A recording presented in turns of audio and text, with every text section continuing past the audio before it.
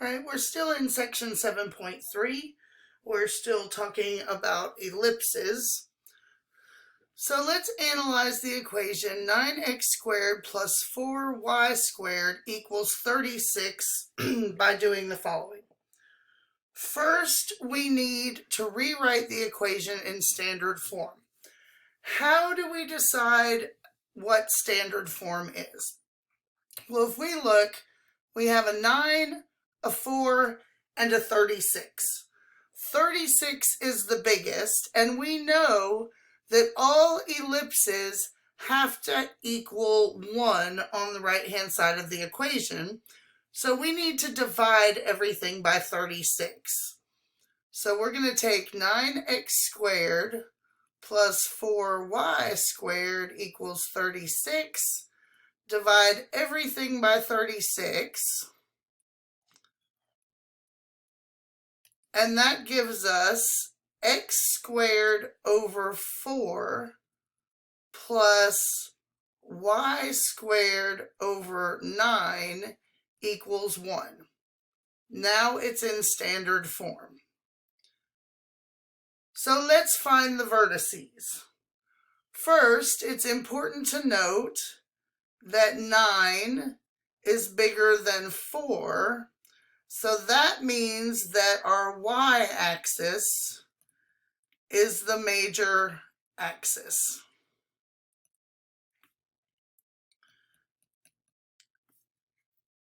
Whichever number in an ellipse denominator, whichever denominator is larger, tells us which axis is the major axis, because it's going to be the axis of the variable above the larger number.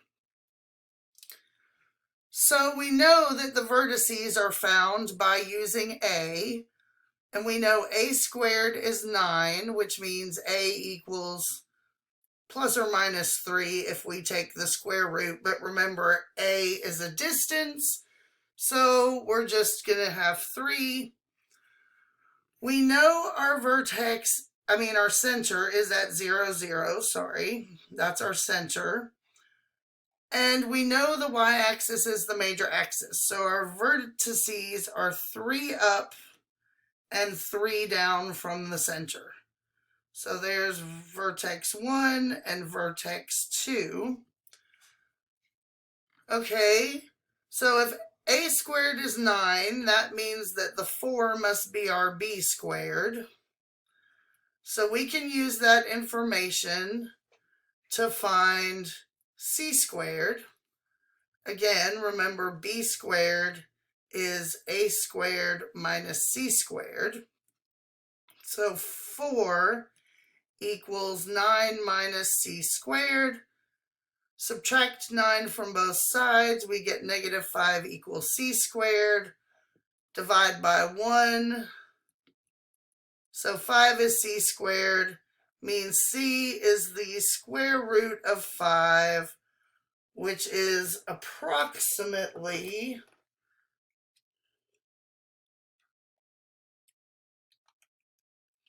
2.24.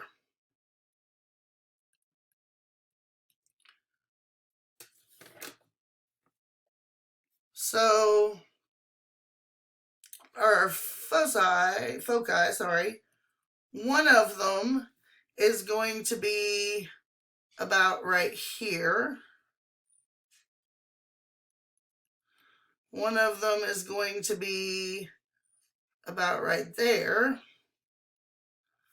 So the points are 0, square root of 5, and 0, negative square root of 5. I suppose we should go back and write the coordinates for our vertices. One of them is at 0, 3, and the other is at 0, negative 3. The only thing left to do is use B to find our 2 points on the minor axis. Since B is 4, B squared is 4. That means when we square root that B is 2. So our other 2 points are going to be negative 2, 0 and 2, 0 because they have to be on the minor axis, which is the x-axis. And remember, B is the distance from the center to those points. So there's one, there's the other one. Now try to draw an egg shape that goes through those and looks decent. Never easy.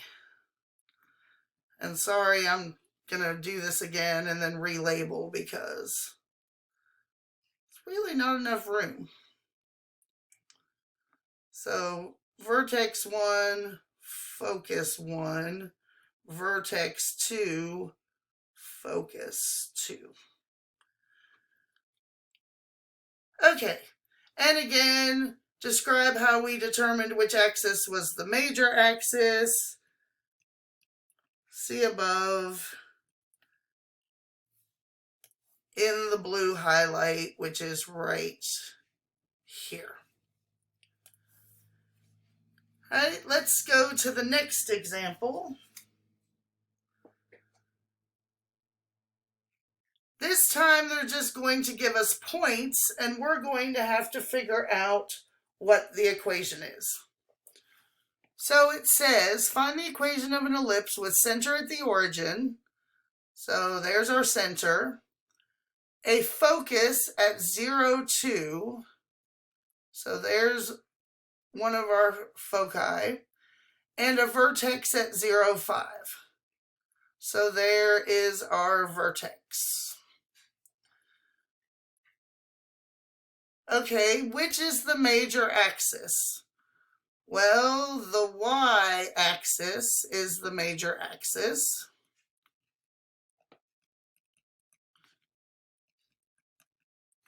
Because the center, foci, and vertices are on the y-axis, right?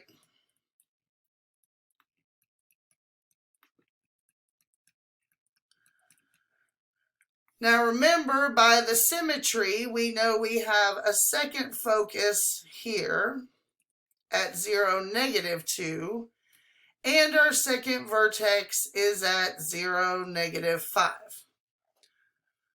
But since the equation of since we know our y-axis is our major axis, the equation is x squared over b squared plus y squared over a squared, always equals 1 no matter what. A, remember, is the distance from the center to either vertex. It doesn't matter. It should be the same because of the symmetry. And in this case, that is equal to 5 because we can count from 0, our center, to either focus. C, remember, to either vertex, sorry. C is the distance from the center to either focus. Again, doesn't matter which one because of the symmetry. So C is 2. And we can find the b by using b squared is a squared minus c squared. So if we do that, b squared is 5 squared minus 2 squared, which is 25 minus 4. So b squared is 21, which means b is the square root of 21. Well, let's get a decimal approximation for that because we're going to have to plot those points, and so we need to know about what the square root of 21 is. It is about 4.58. So on our minor axis, we have 2 other points that are at about 4.58. and negative 4.58.